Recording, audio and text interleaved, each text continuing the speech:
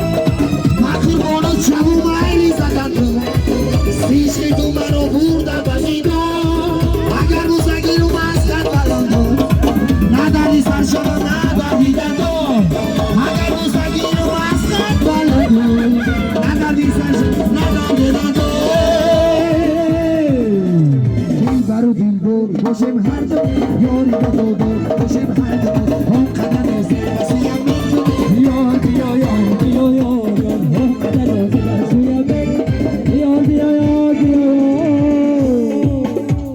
خالصون از رسم الله لقدر